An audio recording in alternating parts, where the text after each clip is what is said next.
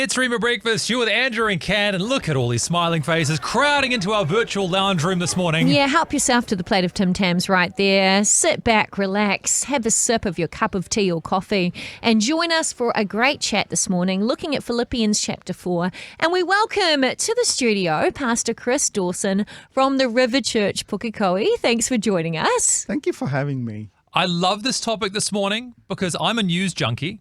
And I see how easy it is to focus on the negative. But if we look at Philippians 4, Pastor Chris, there's an encouragement for us to look at something a little bit different. Yeah, exactly. You know, when I was just contemplating what I need to speak, and suddenly, God put this thing into my heart. But just before I go in deep, I wanted to really appreciate you both for the amazing work that you guys are doing. Thank you. Too kind. Thanks. It's really nice. I just felt like, you guys come in the morning, you have to prepare so much, and, you're speaking into the lives of so many people, and you do not know how many of them are listening, but you're just making such a great impact. And just coming to that verse, in Philippians chapter 4, verse 8, it says, whatever is lovely, whatever is admirable, whatever is praiseworthy. How about we take a moment and just appreciate someone for the work that they are doing? Wow. Like maybe that's your colleague, maybe that's your boss, maybe that's someone who works for you. Exactly. Or maybe it's even someone in your household, your husband, your wife, and you see how hard they work for your family. Exactly. Absolutely. Just that even one word of appreciation, it can go miles. When Jesus, like we were just, we come out of Easter, when he left the earth, what he said? Go and teach them to obey everything I have commanded you. So what did Jesus teach when he was on this earth? Love. Love. Right. Compassion. Right. Yeah. Humility. How often do we reduce that down to just like kind of a Christian version of the 10 Commandments, right? We think about how do we get people to behave better, quote unquotes. Yeah. But really the challenge that Jesus gave us in some ways is even harder. Love everybody. Yeah, well, that's interesting because the 10 Commandments is very negatory, like in the fact that you don't do this, don't do this, don't do this. But Jesus is like, do this. Yes. Like, love God and love people. Exactly. It sounds easy, but it's hard. Yeah, exactly. The thing is actually because we do not, know how what that person is going through. So many times, like especially now in this current situation, there are challenges for them. And what's the one thing least that they can receive is one encouragement, maybe one word, or sit with them.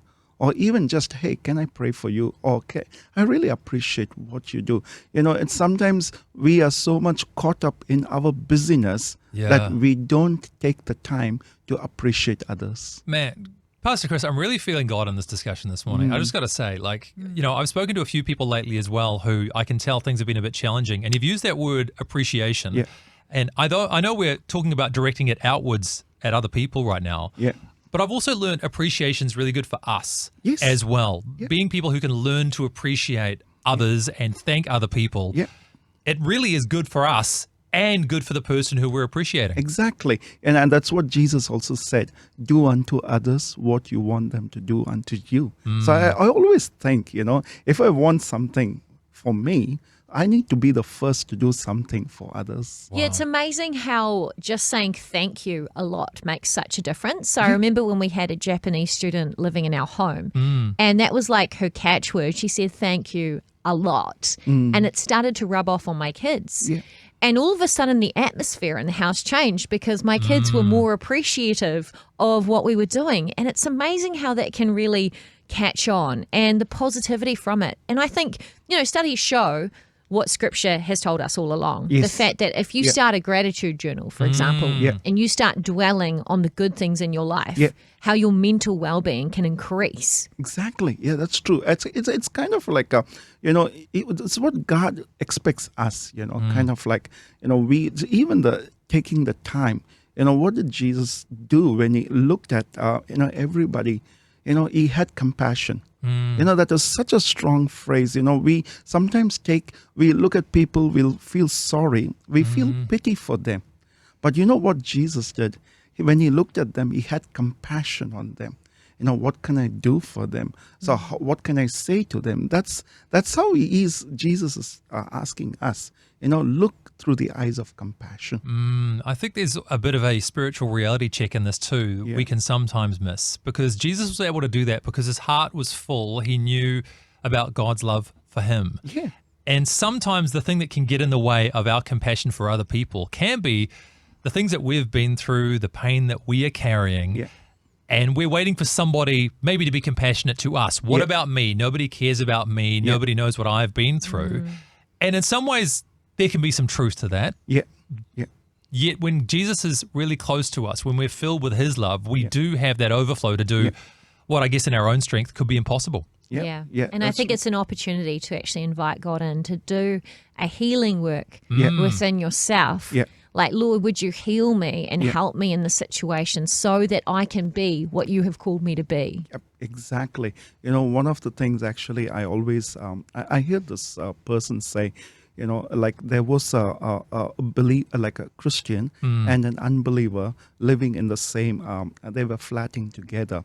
But this Christian man, he didn't speak about God, or he didn't say anything about in the Bible. But he lived his life, every day. He used to read the Bible.